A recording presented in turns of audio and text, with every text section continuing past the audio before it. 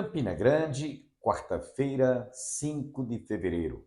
Hoje celebra-se o dia do datiloscopista e dermatologista. Parabenizamos a todos os profissionais. Dentro de mais alguns instantes, você terá a oportunidade de ouvir o reverendo Antônio Júnior trazendo a primeira parte de mais uma palavra para a nossa edificação. E também o reverendo Hernandes Dias Lopes falando sobre fragilidade da vida. A nossa vida é frágil. Por isso é que nós temos que, a cada dia, nos fortalecermos no Senhor, buscarmos, através da sua palavra, o alimento para o nosso coração, o fortalecimento para o nosso espírito e, sobretudo, a presença de Deus, que realmente nos enche o coração de gozo, de alegrias e de esperança. Diante de um mundo tão conturbado quanto este, nós precisamos de buscar em Deus o refúgio. Ele é o nosso refúgio e fortaleza, socorro bem presente na angústia, na tribulação, na provação. Por isso, nesse início de dia, queremos convidá-los para que juntos façamos uma oração de gratidão a Deus por esta oportunidade de estarmos mais uma vez recebendo a sua palavra em nossos corações. Pai, obrigado por este dia, por mais uma oportunidade que temos de recebermos a tua palavra. Que ela venha alimentar o nosso coração, fortalecer o nosso espírito e encher o nosso coração de esperança diante de um mundo tão conturbado quanto este que estamos vivendo. Pedimos-te todas estas bênçãos e já te agradecemos em nome de Jesus. Amém. Quero deixá-los com o reverendo Hernandes Dias Lopes falando sobre a fragilidade da vida.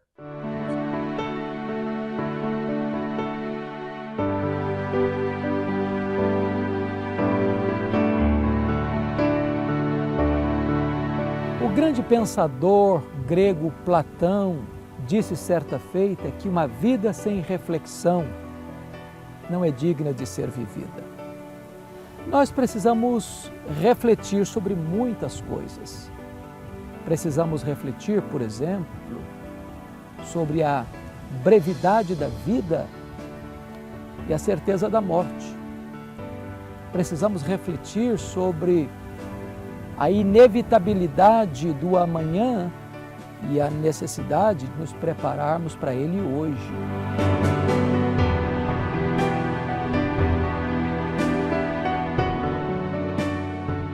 A nossa vida é tão frágil. Então você confiar no seu dinheiro, na sua saúde, na sua influência, no poder político, é uma grande tolice.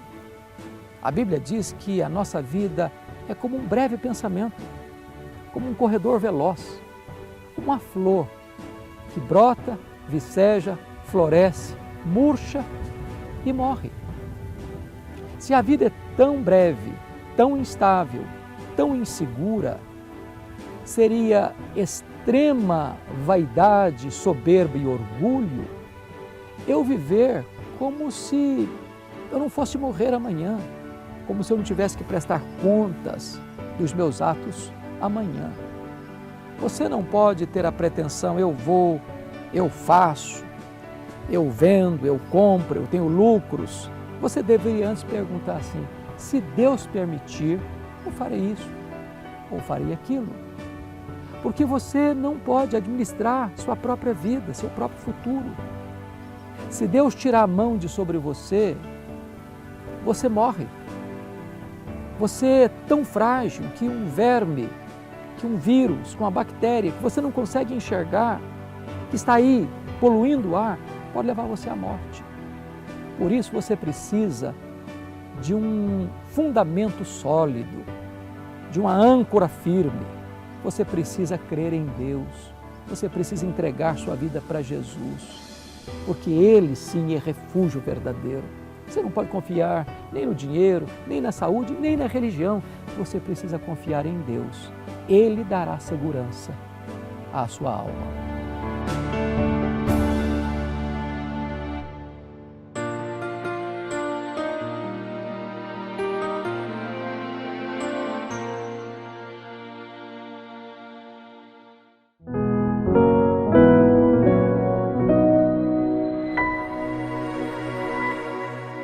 Nós vamos abrir nossa Bíblia no profeta Oséias. E hoje nós vamos iniciar nossa série Amor Incondicional, baseado no texto do profeta Oséias. Nós vamos hoje ler o capítulo número 1 e o versículo 1 do capítulo 2. Diz assim a palavra do Senhor. Palavra do Senhor que foi dirigida a Oséias, filho de Beeri, nos dias de Uzias, Jotão, Acais, Ezequias, reis de Judá, e nos dias de Jeroboão, filho de Joás, rei de Israel. O princípio da palavra do Senhor por meio de Oséias. Disse, pois, o Senhor a Oséias: vai, toma uma mulher de prostituições e filhos de prostituição, porque a terra certamente se prostitui, desviando-se do Senhor. Foi, pois, e tomou Gomer, filha de Diblaim, e ela concebeu, e lhe deu um filho. E disse-lhe o Senhor: põe-lhe o nome de Jizreel, porque daqui a pouco visitarei o sangue de Jizreel sobre a casa de Jeú, e farei cessar o reino da casa de Israel. E naquele dia quebrarei o arco de Israel no vale de Gisel. E tornou ela a conceber, e deu à luz uma filha, e disse: põe-lhe o nome de Loruama, porque eu não tornarei mais a compadecer-me da casa de Israel, mas tudo lhe tirarei. Mas da casa de Judá me compadecerei, e os salvarei pelo Senhor seu Deus, pois não os salvarei pelo arco, nem pela espada, nem pela guerra, nem pelos cavalos, nem pelos cavaleiros. E depois de haver desmamado a Loruama, concebeu e deu à luz um filho, e disse-lhe: põe-lhe o nome de Lo-Ami, porque vós não sois meu povo, nem eu serei vosso Deus. Todavia, o número dos filhos de Israel será como a areia do mar, que não pode medir-se nem contar-se. E acontecerá que no lugar de onde se lhes dizia: vós não sois meu povo, se lhes dirá: vós sois filhos do Deus vivo. E os filhos de Judá e os filhos de Israel juntos se congregarão e constituirão sobre si uma só cabeça, e subirão da terra, porque grande será o dia de Gisel. Versículo 1 do capítulo 2. Dizei a vossos irmãos, Ami, e a vossas irmãs, Ruama. Meus amados irmãos, nós vamos iniciar então essa série, ao qual nós denominamos de amor incondicional. E quando nós falamos de amor incondicional, nós estamos falando do amor de Deus. Só Deus, a divindade, pode ter esse atributo de amar incondicionalmente. Mas é preciso, é necessário dizer também que nós estamos diante de um livro, de um texto muito difícil. Entretanto, é um texto edificante quando nós entendemos a mensagem de Oséias. Aqui nós percebemos profundidade nessa mensagem contida nesse texto. Oséias, então, é um dos menores dos profetas, e quando diz profeta maiores e profeta menores, não está falando da estatura do profeta ou do grau de importância do profeta, mas está na qualificação do livro. O livro é menor do que os outros livros, por exemplo, como Jeremias, Isaías, que tem um conteúdo maior. Então, na classificação bíblica, se diz profeta maiores e profeta menores, e Oséias se enquadra então nessa qualificação.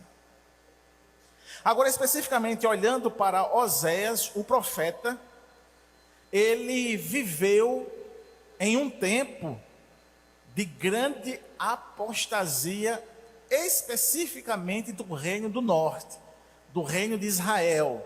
formado pelas 10 tribos. Só recapitulando a história, nós temos o povo de Israel dividido em 2 reinos, o reino do sul e o reino do norte. Então, Osés, ele levanta-se para profetizar especificamente ao reino do norte. Ao tempo que se identificou, Deus então chama o profeta para dizer que o povo estava afastado dos caminhos dele. E pior, o povo tinha se entregado à idolatria. No entanto, através de sua vida e mensagem, Oséias, ele vai revelar o que nós então extraímos como tema principal da série. Ele vai revelar esse amor incondicional de Deus, que mesmo diante da infidelidade do seu povo, esse Deus que ama incondicionalmente, ele vai permanecer fiel. Então, o livro de Oséias, ele nos leva a um momento importante da história de Israel, onde a infidelidade do povo para com Deus vai ser exposta de maneira simbólica através de uma relação do profeta com uma esposa infiel.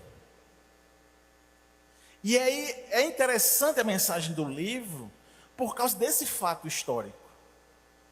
Ou seja, Deus vai se revelar por meio de um relacionamento totalmente reprovado por ele mesmo, na questão de que a culpa não é do marido, mas a culpa vai ser da esposa.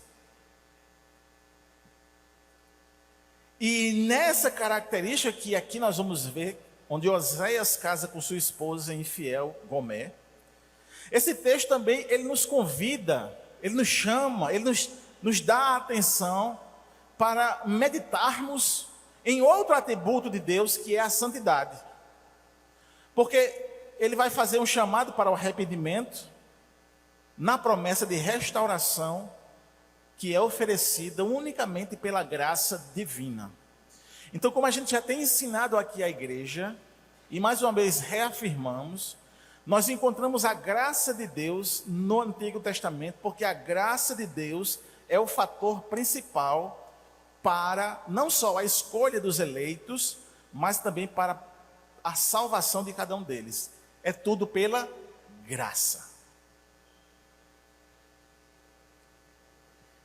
Mas também a gente percebe nesse texto que a decadência do ser humano, a decadência da humanidade, mais uma vez aqui é revelada. O livro de Oséias, ele nos mostra como o ser humano, ele é esquecido e se apega logo a qualquer coisa que lhe oferece vantagem.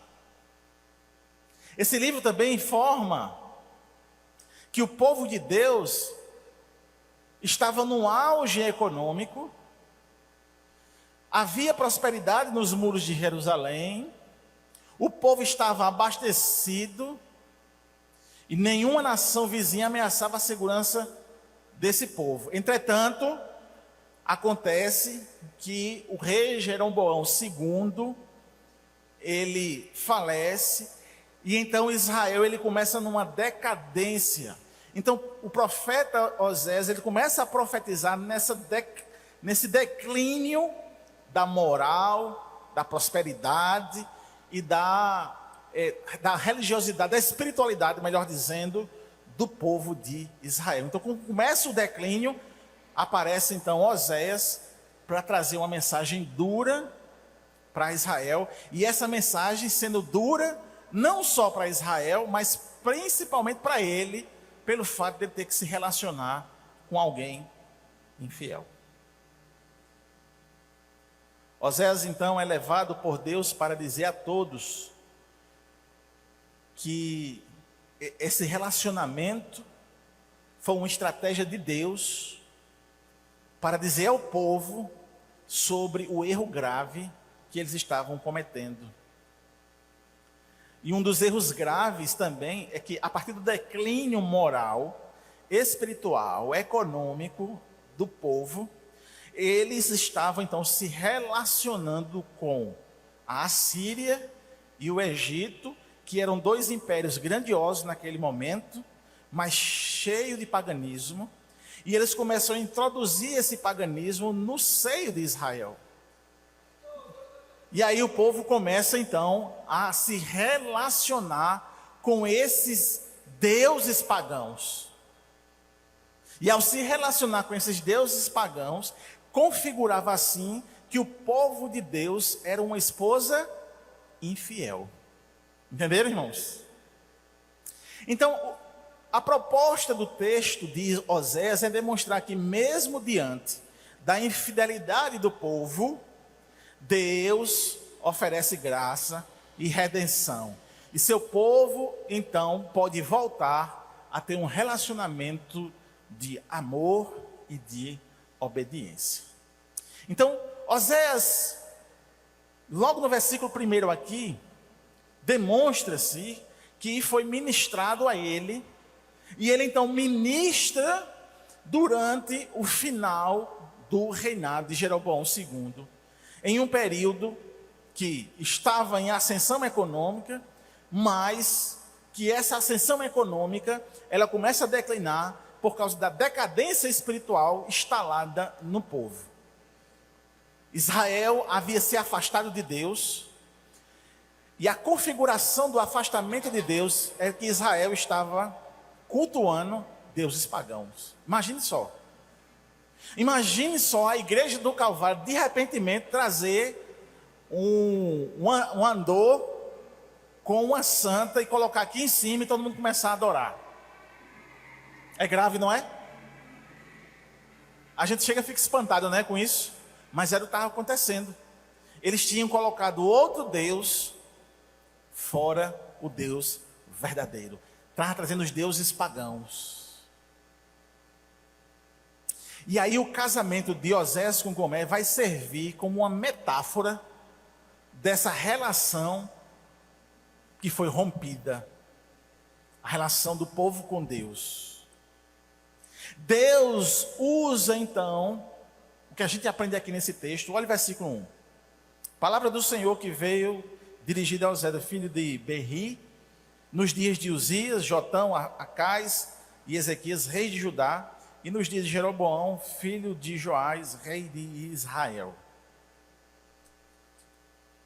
Quando pela primeira vez falou o Senhor por intermédio de Oséias, então o Senhor lhe disse: vai, toma uma mulher de prostituição e terás filhos de prostituição, porque a terra se prostituiu, desviando-se do Senhor. Essa palavra assim, toma essa mulher de prostituição, não está dizendo que ela é uma mulher profissional, como a gente tem a palavra prostituição hoje como mulher profissional, que vende o seu corpo para ganhar dinheiro. Não, a palavra prostituição aqui está especificando que ela vai casar, mas ela vai ser infiel, ela vai ter outros maridos, ou ela já tinha outros maridos, ou outros homens, e ela continuaria a ter esse tipo de relacionamento impuro, mesmo casado com Oséias. E Oséias sabia que Deus tinha mandado, e ele se submete pelo mandamento do Senhor. Então, o que nós entendemos aqui é que Deus ele vai usar o cotidiano, um relacionamento, um cotidiano, para comunicar verdades espirituais. E aí nós também aprendemos uma lição de que Deus de fato usa o cotidiano para nos ensinar. Para nos ensinar. E o que Deus está ensinando através das circunstâncias é que havia um desvio do povo tão grave, que tinha que submeter um profeta a um relacionamento impuro para mostrar a eles. Ou seja, usar o cotidiano para mostrar uma verdade espiritual. Hoje eu estava conversando com o pastor Jackson e ele me mandou um livro que ele escreveu, vai ser lançado aqui na igreja, se Deus assim permitir, e ele me deu a honra de fazer o prefácio desse livro. E aí eu comecei a ler o livro E eu achei interessante porque ele vai contar a história da experiência que teve no México, né, da saída para o México.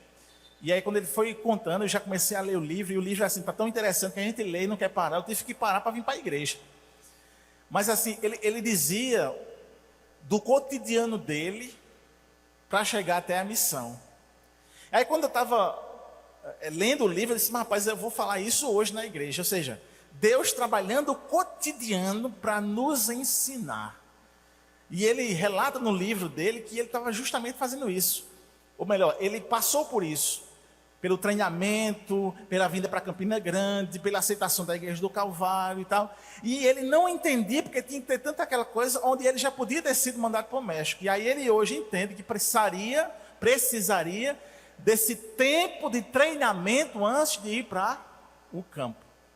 Então Deus, ele usa o cotidiano de fato para que nós venhamos a aprender as verdades espirituais, assim como está aqui no texto de Oséias. Então a gente vê esse chamado de Deus para com Oséias. No versículo 3, foi-se, pois, e tomou a Gomer, filha de Dablin, de Blaim, e ela concebeu e lhe deu um filho. Nesse capítulo inicial de Oséias, começa então esse chamado divino do profeta. A gente viu aqui, né? O Deus chama ele. Deus dá uma ordem. Essa ordem, quando a gente lê, diz, Senhor, que coisa estranha, não é? Que manda o teu filho, um profeta, casar com uma pessoa de prostituição. Aí você já dá um choque. Mas, irmãos, a gente está lendo o quê? A palavra. E quando a gente está lendo uma palavra e lendo algo cotidiano, como eu disse a vocês, Deus então está ensinando, é porque existe um propósito. Então, havia um propósito muito elevado para essa relação de Oséias com essa mulher Gomer. E o propósito divino iria servir para salvar milhares de pessoas. Oséias deveria casar-se com essa mulher para que essa mulher se entregasse à infidelidade, assim como o povo tinha se entregado para as nações pagãs e para o paganismo. O Senhor ordena a Oséias que se case com essa mulher, que ele sabia que seria infiel, de modo a simbolizar a relação entre o povo de Israel com Deus. E aqui encontramos esse paralelo direto entre a vida do profeta e a infidelidade de Israel. A relação de Oséias com Gomer torna-se então uma representação da relação de Deus com o seu povo. A partir do versículo 4 até o versículo 9, ele vai então dizer os significados dos filhos desse relacionamento. Os nomes dados aos filhos de Oséias carregam então cada um significado. E Deus ordena que Oséias dê a cada um deles o nome que profeticamente retrata o estado espiritual do seu povo. Jezreel, este nome vai se referir ao juízo iminente sobre a casa de Jeú. A cidade foi palco de eventos sombrios na história de Israel. E o nome representa condenação, julgamento de Deus sobre a injustiça. Olha o versículo de número 4 de novo.